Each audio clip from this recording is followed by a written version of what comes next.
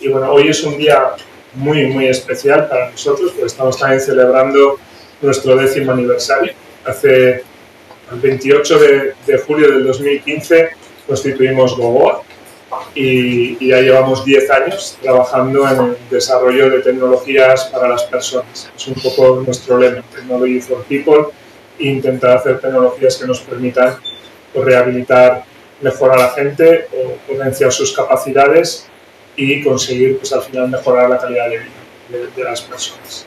Incluso, pues, en el campo industrial también, pues, prevenir que estas lesiones, que muchas veces acaban en nuestra clínica, pues no se produzcan, que sería lo mejor. Pues voy a empezar haciendo un resumen rapidito.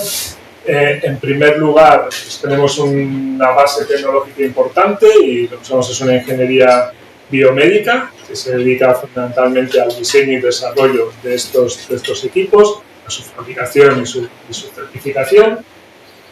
Que comentaba antes, es bastante complejo, es un proceso que no sé si alguno de los que estáis aquí lo habéis sufrido, pero primero tienes que certificar la empresa, que fue el primer paso en nuestra historia como fabricante de equipamiento médico, luego tienes que conseguir que el producto sea certificable, que tiene otro gran reto, con un montón de trabas por el camino. Luego tienes que hacer un montón de ensayos clínicos que demuestren que realmente la tecnología es válida y sirve para su propósito y al final, pues, acabas teniendo, pues, esa tecnología disponible para el mercado. Y luego tenemos que convencer, pues, a los pacientes y también a los facultativos, pues, de que esta tecnología es válida, que sirve, que realmente pueden confiar en ella para obtener los resultados que ya hemos demostrado en los ensayos clínicos. Así todo, muchas veces nos cuesta, ¿no? Tenemos tecnología, también tenemos terapias. O sea, desde el año 2020 pusimos en marcha Mobius Leading Lab, que es un centro para el diseño, un laboratorio para el diseño de terapias de neurorehabilitación. O sea, no solamente tenemos la tecnología, pues hay que saber cómo usar esta tecnología y cómo sacar el máximo rendimiento a esta tecnología y cómo integrarla con otras tecnologías para conseguir rehabilitar. Y eso nos lleva, pues, al final a los tratamientos y a tener una clínica, la tenemos aquí, y es, pues, nuestra unidad de neurorehabilitación en Quirón Salud Vizcaya, que es la que nos permite, pues, tratar a los pacientes e intentar, pues, mejorar su vida. Es un resumen rápido. Pues, primero nos tenemos que certificar como fabricante de equipos médicos. Abrimos una primera unidad clínica para hacer ensayos y pruebas, etcétera, en Urrechu. En el 2018 conseguimos el certificado CE, el marcado CE para el exoesqueleto HAN. Esto, que parece casi digas, desde el 2015, os puedo decir que otras empresas han tardado más de 8 años en conseguirlo y otras no lo han conseguido. O sea, no es algo que digas, en 3 años. 3 años es un verdadero récord. O sea, no es algo normal en el mundo de las tecnologías médicas. Montamos el laboratorio que os he comentado antes y justo el año pasado desarrollamos nuestro primer equipo, que ya no es un equipo robótico, sino que es un modulador del nervio vago. Es nuestro primer equipo más orientado también a la neurorehabilitación cognitiva o a favorecer también que esa parte cognitiva ayude a la rehabilitación de la marcha o la rehabilitación de la movilidad de las personas en tratamientos combinados. Hace un año, que es el otro evento que celebramos hoy, nos vinimos aquí y tenemos esta unidad magnífica y ahora estamos, pues, también trabajando con Quirón Salud en la incorporación de nuevas unidades en otros hospitales, para expandir un poco el negocio y llevar esta tecnología, pues, a todo el país de momento.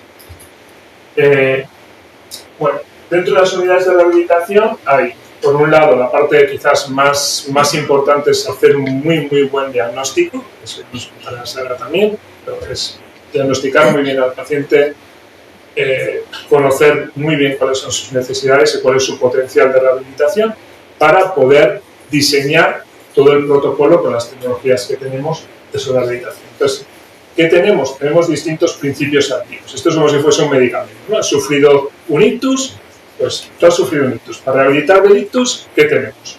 Pues tenemos distintos principios activos que conforman un medicamento, que en este caso pues es nuestro protocolo de tratamiento. ¿Qué tenemos? Movilización intensiva. ¿Para eso qué tenemos? Los exoesqueletos que hemos desarrollado. Tenemos neuromodulación, con el modulador del nervio. Tenemos modulación neuromuscular, sería como un TENS también, para poder trabajar esa parte. Tenemos velocidad de reacción, es otro elemento clave en la rehabilitación de la movilidad.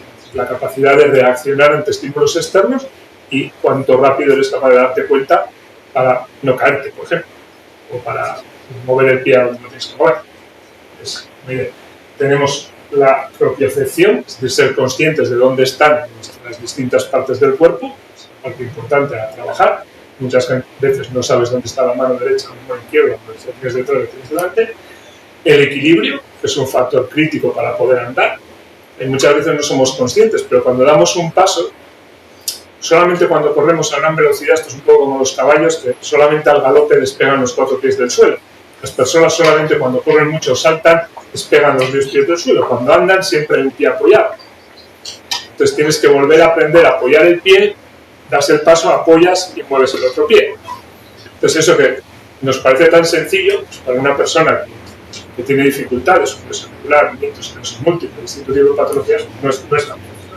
Y luego tenemos también la coordinación de movimiento. O sea, no solamente tienes que coordinar tu movimiento, o sea, el movimiento tiene que ser fluido y coordinado, y para eso también es otro principio activo que trabajamos. Y luego hay una parte de logopedia que está más orientada a la cognición. Bien, ¿qué tenemos en movilidad? Pues tenemos el exoesqueleto HAND, que es para rehabilitar la marcha, BEL, que es para rehabilitar la rodilla, BES, que es un exoesqueleto ingrávido para rehabilitar los brazos, pues están ahí fuera todos ellos. HANO-HO, que es exoesqueleto de mano, que es para rehabilitar mano y brazo también. Tenemos BEL Plus, que es un exoesqueleto que estamos ahora ultimando su desarrollo, es un exoesqueleto de la marcha para uso personal, ya que alguien se puede comprar para utilizar en su casa.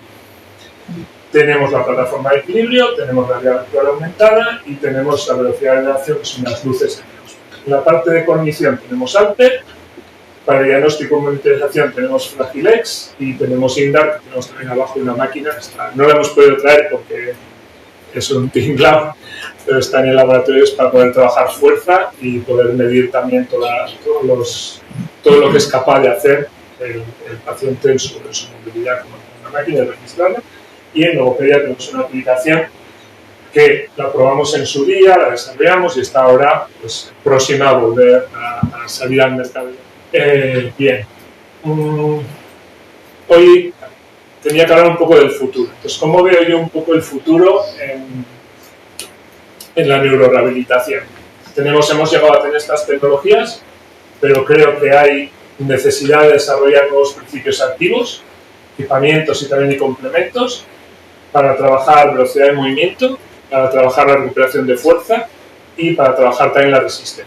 Es decir, para conseguir dar como el paso definitivo en la rehabilitación de esas personas. Hemos conseguido que avance el montón, hemos conseguido que anden, hemos conseguido que vuelvan a tener una movilidad, pero hay que dar un pasito más.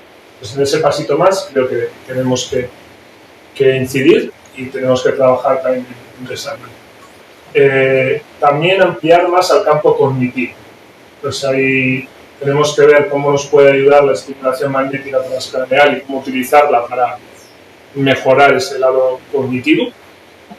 Se utiliza para muchas cosas, pero hay que ver en nuestro caso cómo utilizarlo y qué rendimiento le podemos sacar para conseguir esta rehabilitación de la movilidad en la que estamos más centrados o en la parte cognitiva también. Y luego hay una parte de juegos serios en la parte cognitiva, que sería más neurotracking, fundamentalmente para conseguir neurofeedback y conseguir ver cómo la persona también reaprende no solamente a moverse, sino también a pensar, a reaccionar, a volver a tener un movimiento. Vale.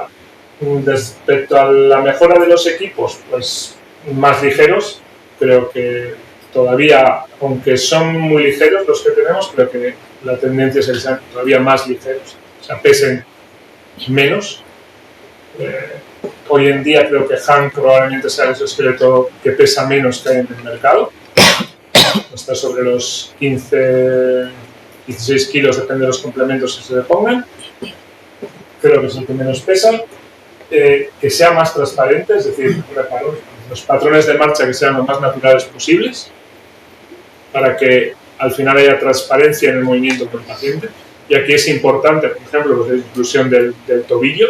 Solo luego os pondré un reto que intentéis todos andar sin mover el tobillo. Y luego me decís cómo andáis. Entonces vais a tener un exoesqueleto robótico. En vez de un exoesqueleto que anda como una persona. Para andar como una persona necesitas las 3 articulaciones. Con una articulación que te falle, no vas a andar como una persona, vas a andar como un robot. Y eso es lo que pasa también muchas veces con la tecnología. Se desarrolla tecnología que se vende como lo más y luego vas andando como un robot. Ayer comentaba que recuerdo que ese tipo de patrón de marcha lo ves en los desfiles de los nazis en el 42, más o menos. Entonces, no sé, si se quiere rehabilitar a las personas con ese patrón de marcha, perfecto, pero si lo quieres rehabilitar como una persona, pues pon algo que anda como una persona. Bien, y que sean más inteligentes, que al final el exoesqueleto sea capaz de aprender con la interacción con el paciente y sea capaz de adaptarse a sus necesidades reales de movimiento y realmente le complemente. O sea, que no sea algo que te mueve per se, sino que es capaz de moverte lo que necesites para tener un patrón de marcha natural. O sea, que el exoesqueleto sea capaz de él ser consciente, entre comillas, de lo que necesitas y aplicarte el movimiento que necesitas, pues el rango articular y la fuerza que necesitas para dar ese paso. Es un poco el concepto un poco de cara a futuro. 2. Pues a nivel de tratamientos, creo que las terapias hacen más integrales. O sea, abarcar desde el punto de vista, que es un poco lo que hemos visto, porque al principio empezamos a trabajar pues, con Hank y trabajabas la rehabilitación de la marcha y luego dices, pues que el equilibrio es importante, pero es que la coordinación es importante, pero es que la velocidad de reacción es importante, pero es que también la parte cognitiva es importante. Entonces, al final, que el tratamiento realmente sea integral y que la persona que venga aquí a rehabilitarse pues tenga pues, un espectro completo para conseguir pues, mejorar en todos los aspectos que sean posibles, ¿no? Dentro de la gravedad de su patología o de lo que tenga. Y en diagnóstico y seguimiento es otra parte también que es importante, que sería la sensórica integrada, poder introducir cámaras 3D para evaluación de los patrones de movimiento. Esto es algo que ya estamos trabajando en ello en el laboratorio, en el Precho, y pronto vendrá aquí. Y luego, inteligencia artificial aplicada a la propia generación y diseño de los tratamientos. Es decir, si conseguimos hacer un muy buen diagnóstico, vamos a ser capaces de que la inteligencia artificial nos ayude, por lo menos, a definir cuál puede ser el patrón o el protocolo de tratamiento de esa persona, porque nos puede orientar y facilitar un poco el proceso viendo cuáles son las condiciones del paciente. Bueno, vamos a intentar esto. Entonces, y el neurólogo nos tendrá que echar una mano para ver por dónde tenemos que ir. Y tendencias, pues sobre todo a nivel social, la oportunidad de rehabilitar y de mejorar la calidad de vida y de reducir los costes sociales. No es un proyecto el año pasado en Guipúzcoa, en Chalat, donde participaron 65 personas que tenían dependencia en la comarca de Urbana-Garaia, en Bercho, y donde estamos, y de los que eran rehabilitables y pasaron, fueron 18 por allí, todos ellos, no hubo ninguno que no redujese al menos en un grado su nivel de dependencia, algunos incluso en 2 y 3. O sea, esto, primero es su calidad de vida y la mejora de su calidad de vida, y segundo es la clave en los costes sociales que eso tiene. O sea, al final es mucho más económico rehabilitar a una persona que no rehabilitarla. Entonces eso creo que socialmente también es un reto y que tiene que haber un cambio de paradigma a nivel social para que realmente la rehabilitación sea algo que tome la importancia que tiene que tener en la sociedad. Creo que es algo muy relevante. Luego, la tecnología como facilitadora, sobre todo al servicio de los profesionales, ¿no? Al servicio de neurólogos, médicos rehabilitadores, fisioterapeutas. O sea, al final, estos son herramientas en sus manos. Entonces, nosotros lo que tenemos también como misión es yo te pongo las herramientas, te puedo ayudar con los protocolos para que al final puedas usar esta tecnología y ponerla al servicio de la sociedad. Que ya he comentado antes, el abordaje integral de la patología, o sea, porque a veces ha estado como dividido en trozos, ¿no? O sea, dices, pues me duele la rodilla, pues vale, te cuido la rodilla, pero vale, pero igual te duele la rodilla porque te viene de la columna, entonces pues igual es un tema de otro tipo. Y al final es que el abordaje sea integral. Y luego, pues la inteligencia artificial también, pues al servicio del diseño del propio diagnóstico, con las cámaras 3D, del propio diseño de los tratamientos, de esa asistencia que decíamos según se necesita, que sea Assistas Micro, la asistencia según se necesita, esa transparencia, y sobre todo, pues la propia evolución de los pacientes, ¿no? O sea, poder medir y ver también con estas tecnologías cómo el paciente evoluciona. Esto es algo que la tecnología ya nos empieza a permitir hoy en día. Antes pues, venía un paciente y ¿estoy mejor? Sí, te veo bien. Pero ¿cuánto bien? ¿Cuánto es bien? Hoy en día la tecnología nos permite medir eso. Esto el primer día andabas así, ahora andas así, dentro de un mes andas de otra forma y cuando sales de aquí pues andas pues, no bastante bien, andas así. ¿Por qué? Porque hay un registro de tus patrones de movimiento, en un registro hay un vídeo, hay todos los parámetros están cogidos en la cámara 3D, todo el patrón de movimiento, cuánto flexes la rodilla, hemos medido también la fuerza que eres capaz de hacer, antes hacías 2 kilitos, ahora haces 18, pues, no, es que antes hacía 2 kilos así, no, ahora hago 18. Pues hay una evidencia clara de que mejora. Y pues Gogoa, que bueno, muchos sabéis euskera, otros no, pero si miráis en el Aleluya, la definición de estos es pensamiento, espíritu, alma, deseo, voluntad, ánimo, ilusión, pero esperanza. Entonces eso es un poco nuestro objetivo, trasladar esto al final a la sociedad, trasladar este espíritu, este alma, este deseo, nuestra voluntad pues de contribuir en la medida de lo que podamos a la mejora de la calidad de vida de las personas. Y hasta aquí. Carlos nos comentaba un poco todo lo relacionado con la tecnología y quería saber cómo es el enfoque de la unidad, o sea, cómo trabajáis, cómo combináis todo esto para que le llegue al paciente. Bueno, lo importante para nosotros es siempre poner al paciente como el factor principal. Al final es el que nos tiene que motivar y nos tiene que llevar a ese objetivo que él quiere o esos objetivos que él quiere. Entonces, desde luego, siempre hay que escuchar a ese paciente y siempre intentamos que ese paciente sea lo fundamental y de ahí empezamos a ramificar en ese tratamiento, en ese procedimiento en el que podemos integrar a diferentes profesionales. Cayó. Adiós.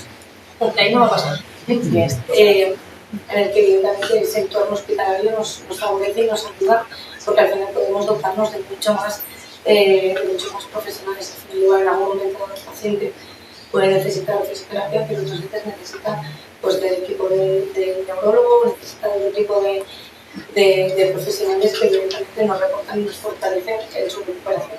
O sea, entiendo que tener otros médicos, un respaldo de distintas especialidades. El micrófono está sonando raro, no sé por qué. No entiendo que se cuela. ¿Puede ser cierto que tenemos aquí o podemos usar este de mano para solventarlo? No sé por qué se cuela.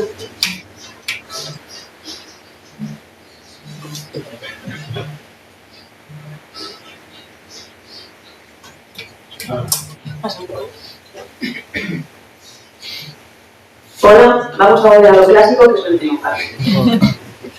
Bueno, como te comentaba, hablabas de la posibilidad de trabajar y de coordinar con otras especialidades, que eso siempre es un soporte. ¿Cuáles son las especialidades con las que más trabajáis, en las que soléis poner el foco? Sin lugar a duda, neurología, más cerca. Neurología, eso es evidente. Muchas veces también neurocirugía nos ayuda y evidentemente también otros sectores como es el traumatología, médico-rehabilitadores y desde luego no hay que olvidar también toda la parte más rehabilitadora que son logopedias, neuropsicólogos, incluso psicólogos clínicos, todo ese ámbito en el que necesitamos unificar todas las necesidades del paciente, incluso fisioterapia desde muchos ámbitos, no solo con este aporte tecnológico, sino al final también la fisioterapia tiene sus propias especialidades donde se tiene que ir trabajando con el paciente. Y cuando un paciente llega a la unidad, ¿qué es lo primero que hacéis? Porque así como ya me pregunta Alberto cómo fue su experiencia. Lo primero sí que es verdad que le comunicamos al paciente que nuestra manera de trabajar es individualizada, es decir, siempre vamos a estar pensando en sus necesidades, ya sea al inicio de la terapia o evidentemente en su evolución. Al final, si pensamos en que tiene que mejorar un paciente, es porque sus necesidades pueden ir cambiando. Entonces, vamos a hacer de este tratamiento algo funcional y algo que sea útil. Al final, es importante. ¿No quieren? ¿Vale? ¿Sí? No es la rehabilitación, entonces, evidentemente, sí que es verdad que si en ese episodio de rehabilitación sus necesidades cambian, nosotros vamos a ir adaptándonos a todas esas necesidades, pero informamos al paciente de cómo trabajamos. Nosotros nos parece básico una foto inicial de ese paciente, entonces creemos que una valoración donde sea global pero exhaustiva es la clave, porque al final en neurología, sobre todo, un pequeño cambio puede ser la diferencia entre que vayamos por el buen o por el mal camino.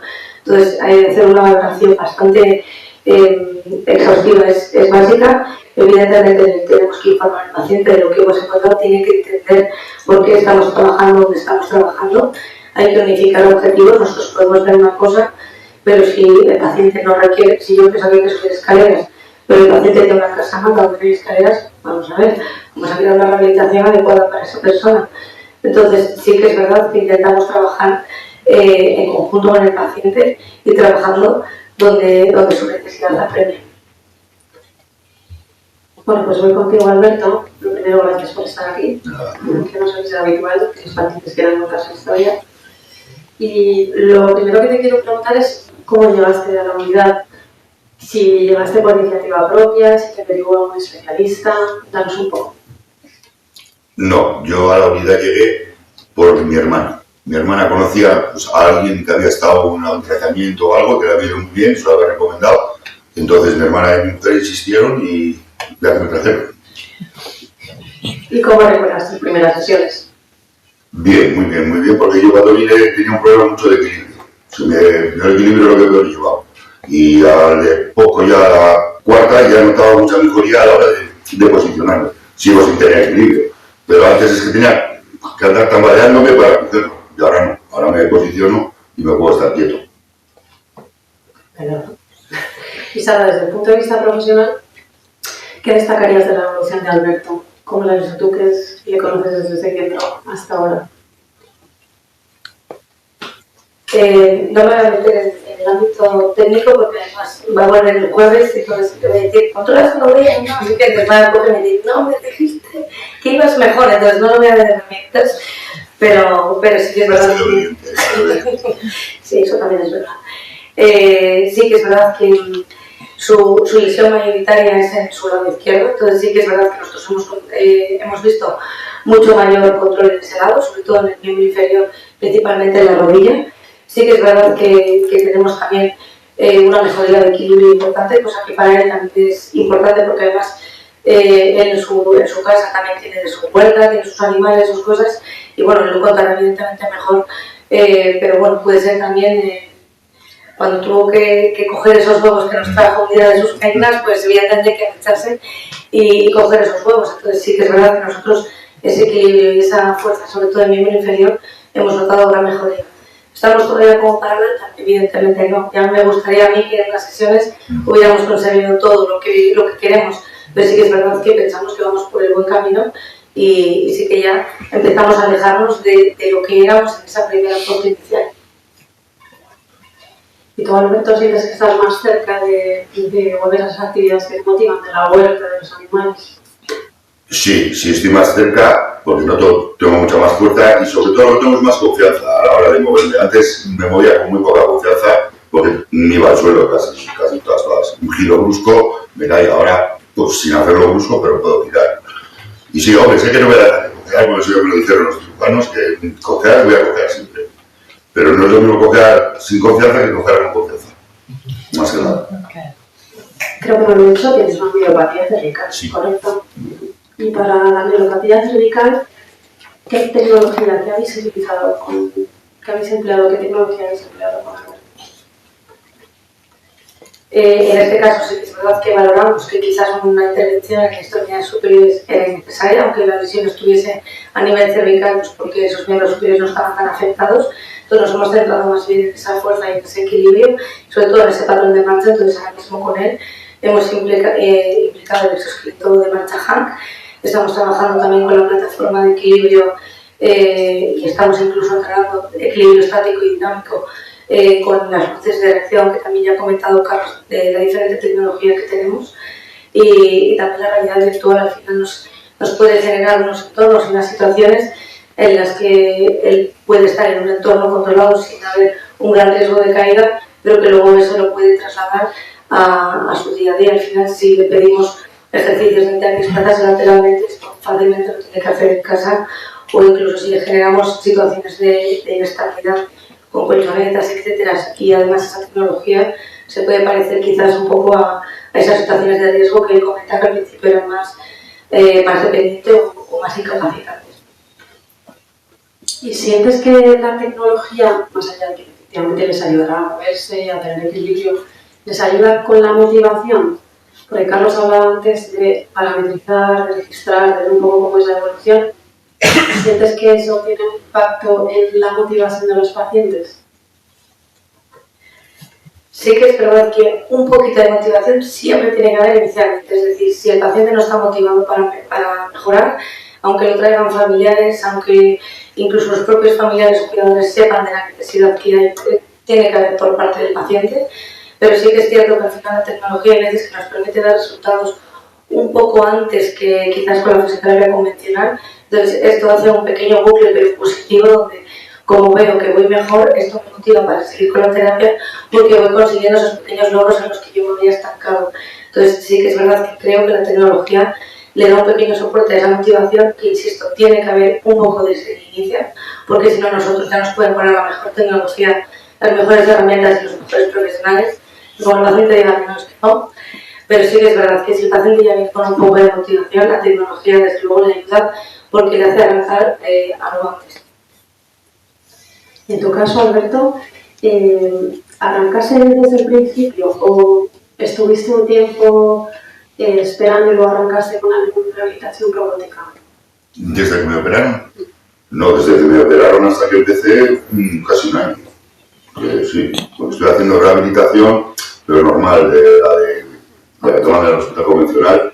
Me mandaron ejercicios que hacía luego yo en casa y hasta que mi hermana ya me obligaron a venir para aquí, la verdad que es lo mejor que puedo hacer. Eso lo reconozco. Bueno, yo no, ellas. Y para terminar contigo, Alberto, si tú te encuentras con alguien que está en una situación similar, ¿qué le dirías? ¿Qué le recomendarías? Vamos, que le recomendaría que venga rápidamente porque es la mejor inversión que va a hacer en sí mismo. Para recuperar un poco lo que en la vida normal. Como yo por lo menos, si lo estoy recuperando, bueno, sé que todo lo voy a recuperar. Pero bueno, pero me puedo defender. Es lo mismo que antes, pero más lento. Un poco más lento. Pero con autonomía. Sí, total. Pues con esta idea terminamos este primer coloquio. Ahora vamos a poder pasar a la zona de fuera del auditorio, donde tenéis ahí toda la tecnología, vais a poder probarla, vais a poder verla, por supuesto tomar un café. Y luego, en un ratito, nos volvemos a encontrar aquí para el coloquio final, donde ya participarán otros profesionales y también Alberto y Sara. Y por cierto, si tenéis preguntas, anotarlas para el final, ¿vale? Muchas gracias.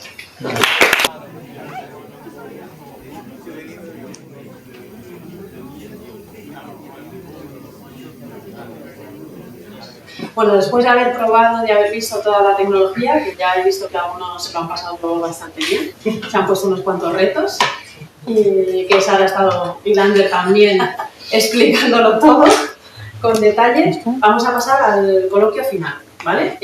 Nos acompañan, y voy a presentar, al doctor Alejandro Durán, que es neurólogo del Hospital Quirón Salud Vizcaya, Carlos Fernández, que ya lo conocéis, que es CEO de Gogoa, Guillermo Asín, que es director de I+D de Gogoa, Sara, que ya ha estado con nosotros antes, que es responsable de la unidad de neurorehabilitación robótica, y Alberto, que es el paciente que ha tenido a bien estar con nosotros esta tarde. Entonces, bueno, voy a empezar con Alejandro, con neurología. Te paso ya el micro. Porque quería que me hablaras un poco de qué patologías neurológicas son las que más se pueden beneficiar de neurorehabilitación robótica. Y la clásica duda, bueno, yo la tendría como paciente, como familiar de paciente, de cuándo arranco yo una neurorehabilitación robótica, ¿no? Vale. Bueno, pues, vale. A ver, cualquier patología, más de los neurocirujanos, pero bueno, que también se puede rehabilitar. Y luego yendo un poco más a cuadros más progresivos, degenerativos, por ejemplo, la de Parkinson, la esclerosis múltiple con fibrotes también. Bueno, en general cualquier patología neurológica es diferente. ¿Y cuándo arrancamos? Entiendo que si es agudo de una manera y que si es algo crónico o progresivo de otra manera. Yo siempre digo a los pacientes que nunca es tarde para empezar una rehabilitación. Sí es verdad que cuanto antes cojamos al paciente y empecemos una rehabilitación, pues quizá mejor pronóstico vayamos a tener, tanto con una rehabilitación convencional como con la robótica, si es una patología aguda en el ictus. Normalmente empezamos en cuanto el paciente ya está estable y lo podemos hacer de una forma segura. Y en pacientes con enfermedades más progresivas, como en Parkinson, sí lo suelo yo emplear o intentamos proponerlo cuando el paciente empieza a tener déficits que le afectan a su día a día, que ya son funcionales. No solo un pequeño temblor o que está un poco lento, sino que le impide comer, que le impide caminar, que le ocasiona muchas caídas. Entonces, cuando llegas a ese punto para evitar que eso vaya a mayores, que haya pues, una caída de ropa, una cadera, pues ahí intentas prevenir eso con rehabilitación. O sea, que entiendo que para esas patologías que yo, por ejemplo, tengo en mi mente como degenerativas, que muchas veces nos planteamos que, bueno, no tengo nada que hacer porque voy a ir a peor sí o sí, incluso en esos momentos, incluso en ese tipo de patologías, este tipo de neurorehabilitación puede favorecer que, no sé si se estanque, si no avance tan rápido. Sí, o sea, favor. Uy, para lo que... Sí. Favorece que vaya más lento el proceso, muchas veces, y que en el proceso de pérdida, o sea, durante la progresión de la enfermedad, el paciente tenga una calidad de vida mejor. Es decir, si yo tengo un Parkinson, el proceso neurodegenerativo no deja de avanzar, sí que hay fármacos que consiguen que se intenten, pero claro, si estamos en un punto donde el paciente empieza a tener caídas, deja de caminar, se enclaustra en una silla de ruedas, deja de salir de casa, o sea, a nivel su nivel funcional va a deteriorarse mucho más rápido que si forzamos a ese paciente a que haga una rehabilitación, a que siga saliendo, a que camine. Pues, vamos, bastante curioso. También. Voy a pasar ahora a Carlos, si puedes compartir el micro. Hablabas antes de la importancia del tobillo, ¿no? Y de cómo la tecnología se tiene que adaptar a la realidad, más allá de que se camina como un robot, por ejemplo. Y te quería preguntar cómo conseguís o cómo ha sido la evolución para conseguir que esa tecnología sea útil, sea práctica realmente. O sea, que lleva al paciente a su momento de vida real. La pregunta. Complicado. A ver, bueno, en primer lugar, sobre todo ha sido trabajando con muchos pacientes. Y para recoger también los patrones de movimiento que están establecidos en su esqueleto, han pasado patrones de más de 200 personas que se han ido recogiendo para poder tener la base de datos de cómo se mueven distintas personas y poder establecer un patrón, no decir estándar, pero un patrón que pueda ser tal. Y luego, eso fue el primer paso. Pero el segundo paso ha sido tener que hacer que ese patrón pueda ser luego totalmente personalizable en el paciente. Entonces, en estos momentos, el exoesqueleto permite una personalización total del patrón. O sea, el fisioterapeuta en tiempo real puede modificar todos los parámetros del exoesqueleto y cambiar todos los ángulos, todas las velocidades, etc. Entonces, tú puedes hacer el patrón específico para ese paciente. Y ese patrón lo va a ser evolucionando en el tiempo de rehabilitación, eso ahora lo sabe hacer genial, en el tiempo de rehabilitación para al final conseguir que esa persona ande de la forma más natural posible. Ni uno andamos igual. De hecho, ahora en los sistemas de vigilancia, estos que está toda la ciudad llena de cámaras, para distinguir a las personas ya no están mirando la cara, no sé, porque te puedes operar, no te fijas, ¿no? Pero el patrón de marcha de cada uno es único. Y es muy difícil engañar al sistema. Entonces, al final también el exoesqueleto tiene que adaptarse a ir andando como esa persona andaría. Es un poco la idea. Y, Guillermo, hablando de datos, o de adaptación, o de parametrizar, ¿qué experiencias o qué tipo de datos utilizáis para preparar las evoluciones, para seguir evolucionando el diseño? ¿Qué es lo que dirías? Pues esto es lo que más nos sirve. Bueno, en realidad nosotros sobre todo lo basamos para lo que es para la parte de, más la parte de control, un poco en todos los patrones angulares, pero luego también nos basamos, no deja de ser otro también, la experiencia que nos transmiten los usuarios. Y los usuarios no son solo los pacientes, también son los fisioterapeutas, aunque sea igual que no le hacemos mucho caso, pero procuramos hacerle caso y son esos sobre todo los que, porque al final el diseño es translacional, no solo es la parte del equipo mecánico, que obviamente es quizá lo más fácil de ver, sino también toda la parte de control del dispositivo. Entonces, un poco en todo eso en lo que nos basamos. También nos basamos en los patrones de fuerza que se están dando, que es un poco también lo que utilizamos para que se vaya ajustando ese patrón articular, pero nos da también una idea de los límites hasta los que está llegando el equipo actual, los límites hasta los que llega el control, donde podemos estar mejorando, y un poco esa interacción y esa adaptabilidad del dispositivo a cada uno de los pacientes y de las situaciones. Pues ahora la pregunta es para eso. Sí. Hilando un poco con lo que comenta Guillermo, de cómo es esa conexión entre el desarrollo de la tecnología y vuestra vida en lo que es la unidad, ¿no? Porque vosotros estáis en el día a día de los pacientes, cómo podéis ajustar los equipos al tratamiento y según va evolucionando el paciente se modifica la dificultad, por ejemplo el equilibrio, o se modifica la resistencia, es decir, se puede adaptar en función de la evolución.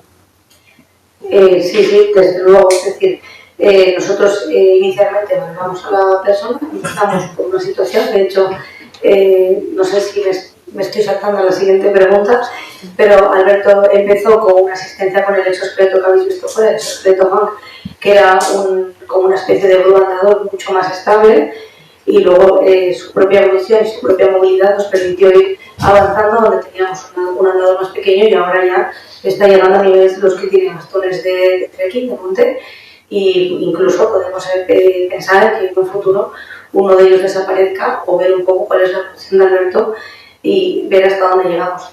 Teniendo en cuenta esto, nos vamos modificando, es decir, quizás para readaptar, es decir, yo puedo buscar una ayuda técnica más compleja donde le dan menos asistencia y necesito buscar una velocidad inferior, es decir, que vaya más lento el exoesqueleto para que, como el ejemplo de Alberto pueda llegar a generar ese patrón de marcha con cierta calidad y podamos otra vez volver a buscar una velocidad mayor y podamos ir evolucionando en positivo.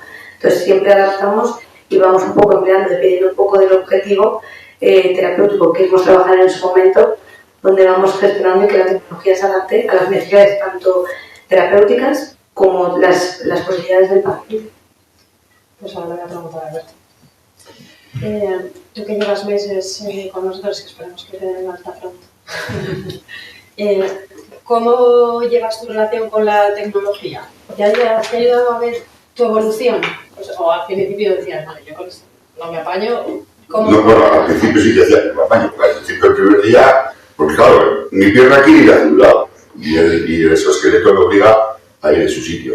Pero ahora ya, por ejemplo, la domino mucho más. Ya me ha ayudado a que no, bueno, también, claro, soy yo, también tiene que ser la cabeza, me ha ayudado a acordarme que no la tengo que llevar para, sobre todo, o sea, que no la tengo que llevar para la izquierda, que la tengo que tirar de frente, y de maravilla. ¿Y qué habéis, el hecho de ver o ver cómo es el proceso, el progreso, te ha ayudado a ti a motivarte? Sí, totalmente, me ha encantado todos los martes, todos los jueves, porque veo que cada vez voy un poquito mejor, un poquitín mejor. Vale. Pues voy ahora por Alejandro. Desde el punto de vista clínico, entiendo que depende mucho de los casos, de la patología y de si es agudo o es crónico. Hay algunos procesos, no sé si los motores, el equilibrio, el funcional, incluso el cognitivo que hablábamos antes, que tú creas que tienen un mayor impacto en la calidad de vida del paciente. Es difícil elegir. Pero bueno. Todos, ¿no? Yo como paciente también, para mí todos.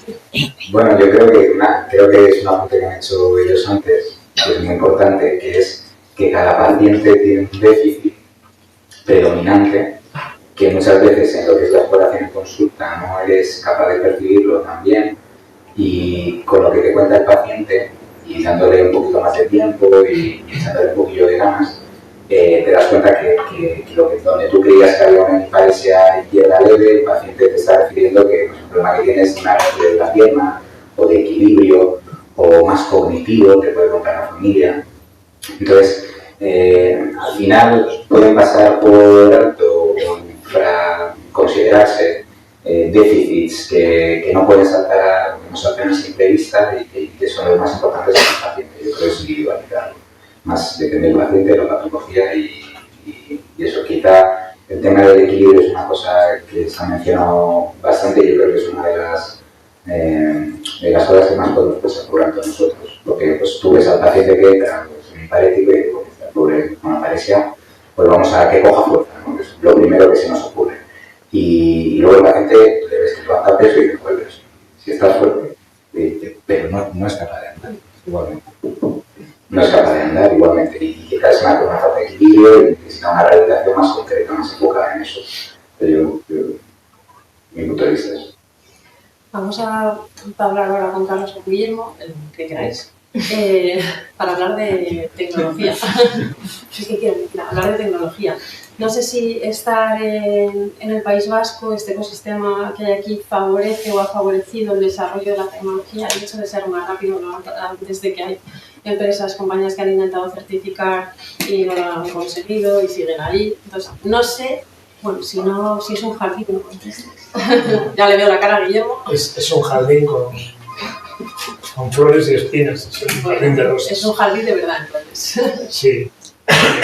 Vale, pues igual te contesto yo primero y luego opine Guillermo, que Guillermo también es de aquí, pero ha estado fuera y viene fuera. A ver, nosotros heredamos el bisabuelo de nuestro actual exoesqueleto, fue un desarrollo que se hizo en Madrid. Y es un desarrollo que se hizo en el CSIC, en el Instituto Cajal, quizás con un objetivo diferente al de la rehabilitación, porque el objetivo allí era, en la medida, entender qué es lo que sucede en el cerebro a nivel de rehabilitación neurológica, aparte cómo sobre todo afecta desde el punto de vista de las neuronas y de la neuroplasticidad cerebral y otras neuronas que puedan acoger la gestión de tu movimiento. Entonces, pues, si yo entreno a la gente de forma intensiva, entonces tiene un aparato del bisabuelo para intentar comprender eso, ¿no? Desde el punto de vista neurológico. Ese desarrollo estaba por ahí sentado en un centro de rehabilitación de Boston, un trabajo que habían tenido.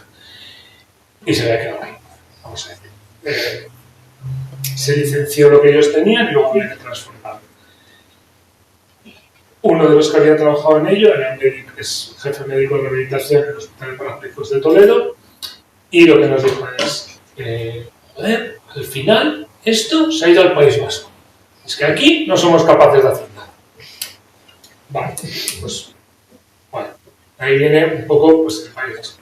¿Qué ventaja hemos tenido aquí? Que sí que hay un ecosistema, sobre todo de proveedores, donde pues, te puedes apoyar pues para que tengan las piezas mecánicas, para que tengan electrónicas, para que tengan... Entonces, nosotros ahora mismo fabricamos todo el exoesqueleto en nuestro entorno. O sea, todas las piezas, todo el exoesqueleto, menos un par de cosas que no nos queda más remedio todavía comprar fuera, todo lo demás se hace en casa. La electrónica se hace en casa, toda la mecánica se hace en casa, nos faltan los motores, no hay. Bueno, es una idea empresarial. Sí, eso es, nadie se animó todavía. ¿Se animó a hacer motores? Se animó. Motores de estos, otros motores sí que se hacen, estos no. Y los reductores. Los reductores armónicos también, pues lo tienen patentados los japoneses y no, todavía no se lo asuntan nadie. Pero bueno, es otro problema. Y bueno, hasta ahí, eso sí nos ha permitido pues, quizás producir en un entorno local y con proveedores locales y generar también una economía en el entorno. Sí, bueno, nosotros igual no somos muchos en la empresa, pero hay mucha gente que come alrededor nuestro. Y Guillermo, tu experiencia desde haber estado fuera para estar aquí. Bueno, a ver, poco lo que comenta Carlos de que al final el dispositivo tiene un origen en ciencia, eso es una cosa que yo viví en aquellos momentos desde el lado bonito, porque yo estaba en la parte de la ciencia y no me comí ese marrón de la parte de licenciar y todo de cientificar el dispositivo que se había licenciado. Y sí que siento que yo ahí estaba colaborando con ellos, el antiguo compañero que estaba antes un poco en el puesto que yo tomé, sí que me escribía de vez en cuando, me pedía, oye, esto tal, esto cual, sí que esto con certificación también, oye, mándame esta información. Es decir, que fue algo estresante desde aquel prisma para ellos. Yo, bueno, pues daba la información que pedían y ya está. Y luego también sí que es cierto que la empresa esté localizada aquí, yo creo que es un reto también a veces para conseguir personal, pero lo bueno es que estoy yo también, pero así en general la gente que está es buena y la gente que viene con ganas, que quizá en otros entornos más sencillos, por así decirlo, que podría ser grandes capitales en el resto del territorio nacional, pues es como más fácil coger gente, pero también sí me ha venido, pero bueno, me ha venido porque te venía fácil, no, aquí el que viene con ganas y es gente buena. Eso es algo que al principio es un reto, pero que también ha beneficiado que haya excelencia en la compañía. Bueno, voy a terminar con Sara y con los dos. Empiezo contigo, Sara. Entiendo que llevando una... ¿No quiere? Ahora sí. Entiendo que hacer una nueva organización, hacer esta rehabilitación implica mucho tiempo, muchos meses con pacientes y bueno, entiendo que se establece un lazo personal más allá de lo profesional y que acabas conociendo a familias, a cuidadores, y quería hablar contigo un poco desde el tema del cuidador, ¿no? De las personas que están en el entorno, cómo viven un poco el proceso, si animan, si no animan, cómo se implican y si es positivo que se impliquen.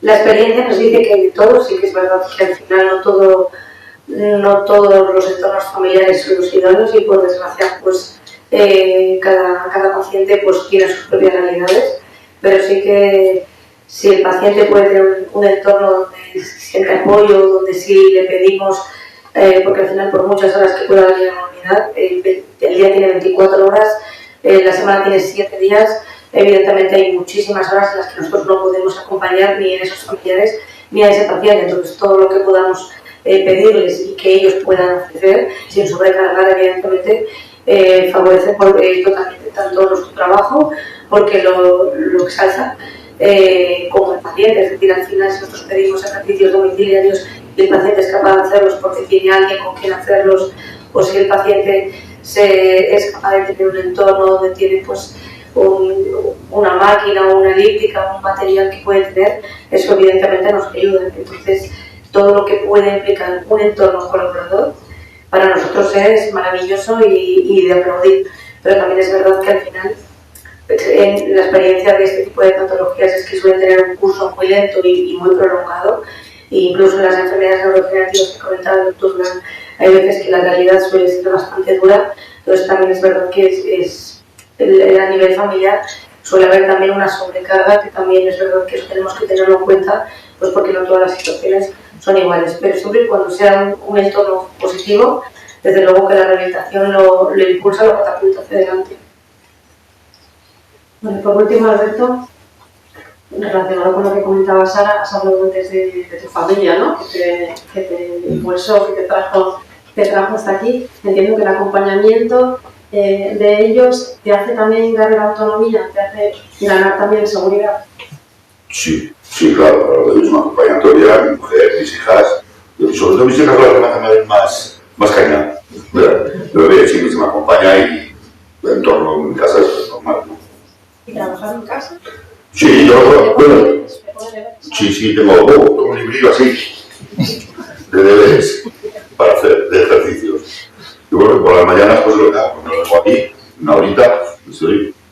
Y luego, bueno, yo vivo ahí en el campo y tengo terreno, entonces ya solo el ir y subir y bajar por el terreno, escaleras, para ir abajo, ya me vale el ejercicio también. Gracias. Bueno, vamos a ir cerrando. Vamos a abrir turno de preguntas. Si quiere alguien hacer alguna pregunta, le acercamos el micro, levanta la mano y le acercamos el micro, ¿vale? Animaros. Y si no, puedo preguntar yo.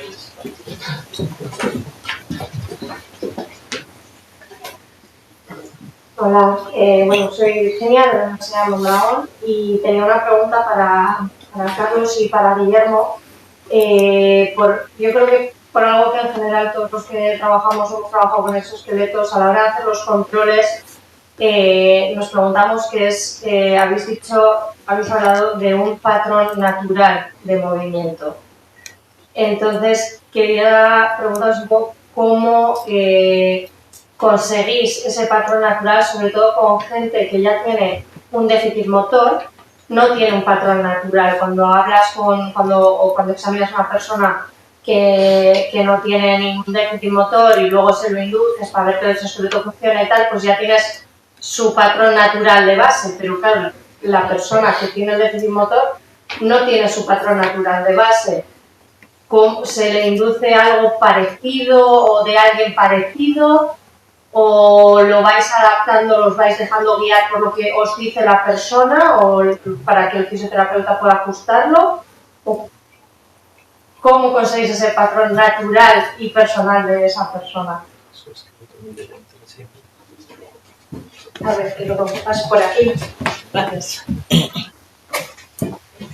Virginia, muy buena pregunta.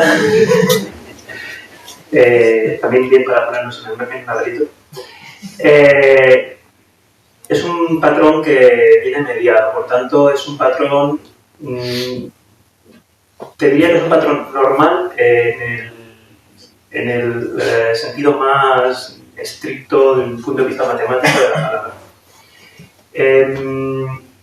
Con los sensores se va ajustando un poquito, también tiene, y eso le podría pasar incluso el micrófono a Sara, también tiene gran capacidad de ajuste por parte del terapeuta.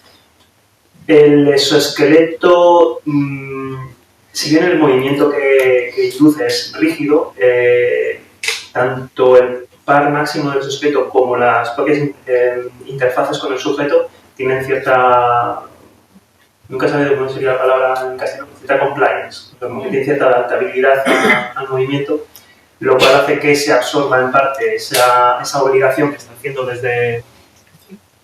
Hola. Hola. Hola. No. Vamos. ¿Se me oye a mí? No. Hola. No, me he perdido un poco yo, pero bueno. Sí, entonces, no se le induce su propio patrón, porque obviamente no tenemos un patrón de origen, pero sí que los patrones están obtenidos por medio de unos cálculos con Sí. Hola. A ver. Hola, hola. Vale.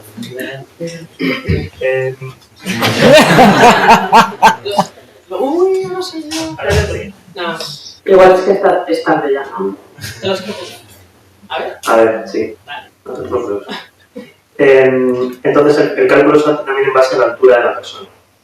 Y también en función de la velocidad que está llevando. La velocidad se establece desde la propia aplicación y la establece el fisioterapeuta en función de las capacidades de la persona en cada momento.